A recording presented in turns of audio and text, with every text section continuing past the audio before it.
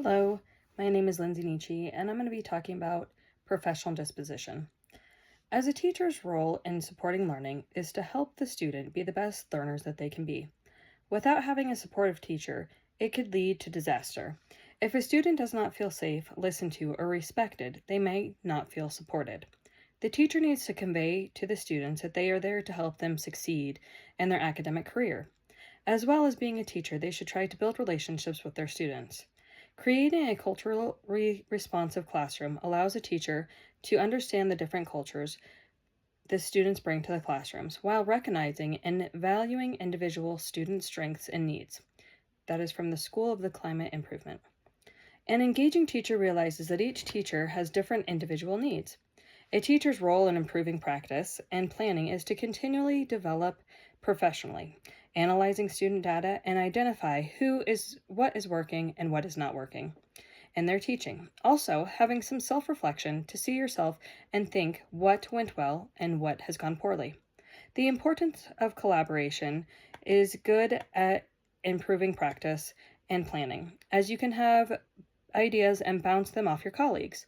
The planning of each lesson should be engaging for the students as they are captivated and also able to learn. A teacher's role in upholding professional expectations is to have the high level of self-worth. This is where integrity, ethics, morals, and responsibilities come into play. It is important to do this in and out of school. You are always a representative of the school. A teacher's role to collaboratively advance the profession is to work together with all the players involved in the learning process and be an advocate for your students to help shape their education. There are multiple ways that one can collaborate, and it is important to engage in all of them. Some examples are peer, student, community, and policymaking participation.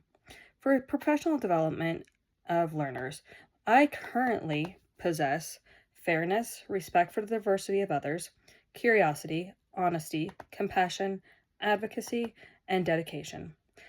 Where I need a little bit of help would be high expectations, professional conduct, and reflection. Depending on one's personal bias, it could negatively impact the way a teacher sees certain students. Often, this is not always done on purpose, but it can vastly affect the student's learning. Some personal bias where we as teachers can have are racial, gender, sexual orientation, and socioeconomic status. All of these can lead to lowered expectations by the teacher themselves. The mere act of witnessing the bias that the teacher may have has the power to change the way the student treat and see one another, and thus promotes a culture that is anything but inclusive, culturally responsive, or productive when it comes to the development of social emotional learning. From Smith Education. It is important to take bias into perspective as a teacher. It is supposed to be following the professional disposition of leaders. And if you are biased, you are not doing so. If, as a teacher, you feel yourself becoming biased, do some self-reflecting and to see how you can change your ways of thinking. It is important to focus on a person as an individual and not all of your outside thoughts being brought in. Lastly, you can always take some anti-bias training or classes. As for my own personal disposition, I will need to remember, becoming a teacher also means developing certain behaviors and attitudes that guide actions and beliefs.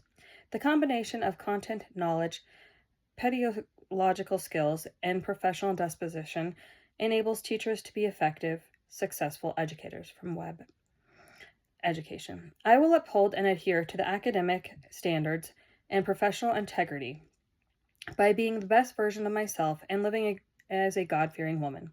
I will ethically conduct myself and show my integrity in my daily living.